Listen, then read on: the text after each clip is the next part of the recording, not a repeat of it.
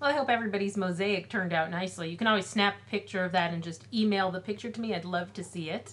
How did you feel that it went, right? Mosaicing is working with things that are very, very small to put them together to draw some pattern. If you enjoyed it, there are all sorts of different techniques you can learn from mosaicing. You can mosaic clay, tiles, glass. There's really a lot that you can do with it.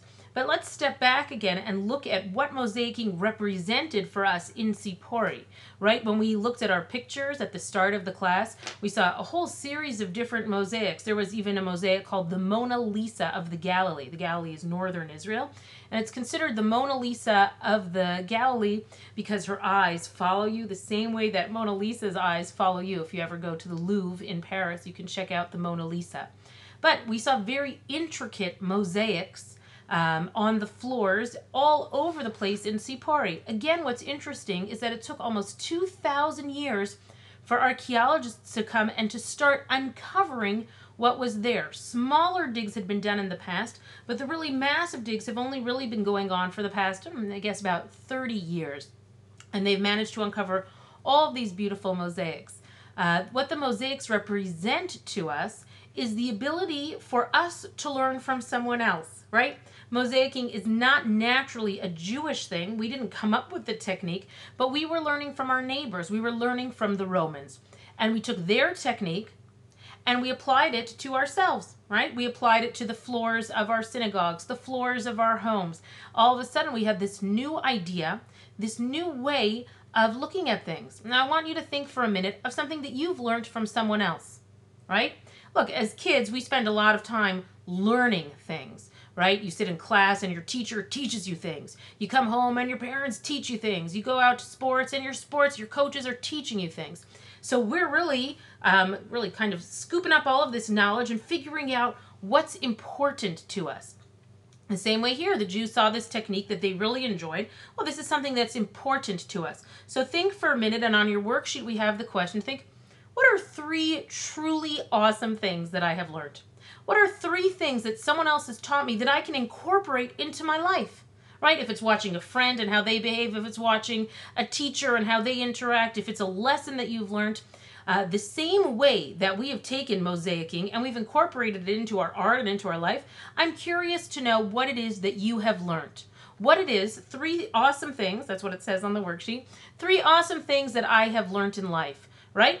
What's most important as a student is to figure out what is important to you, what you can learn from things, and how you can get that information and use it in your everyday life, which is the story that we're getting here. So take a minute and jot down those 3 things. I'm curious to hear what they are. As always, definitely either post it on the forum or email me back. I'd love to hear what those things are.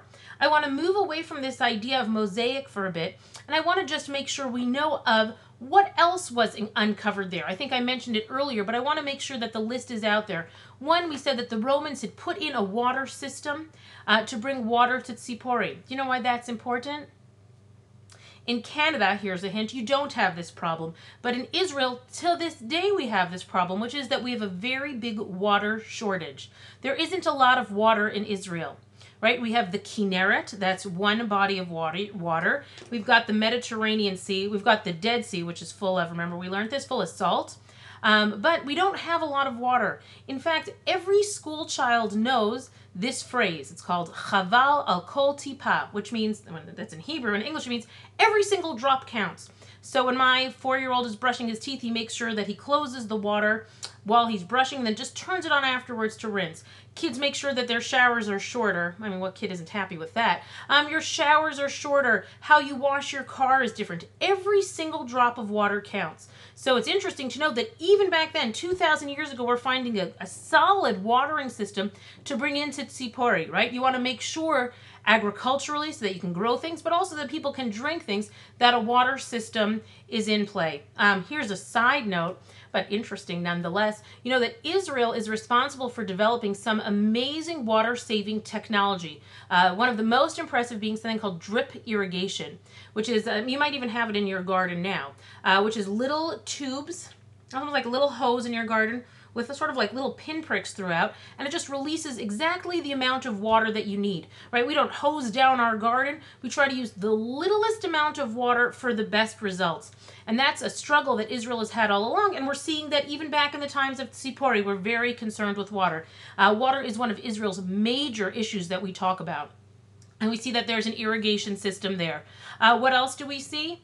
We see that there are synagogues there. We see that there was food storage there. We see that there were ritual baths, the same way that we saw those baths on Masada. We are seeing them here. So we know that Judaism existed in a very strong and vibrant way in the city of Tzipori, right? One might think that if the Romans and the Jews were living together, well, it's the Romans that are in charge. And the Romans were going to come down and give their laws and take it all very seriously. But what we're seeing is that the Romans and the Jews peacefully coexisted.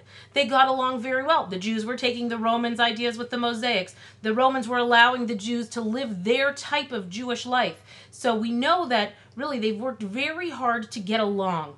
And as we uncover more and more, we found that there was a cardo. There was a major street. A cardo is a marketplace. It's a long street with stalls that you can buy things there. We see that. We see children's games they found carved into stone, even a menorah there. So we see that there's such a vibrant life going on. There's so much excitement going on there that it is a very busy and bustling town, or at least it was close to 2,000 years ago.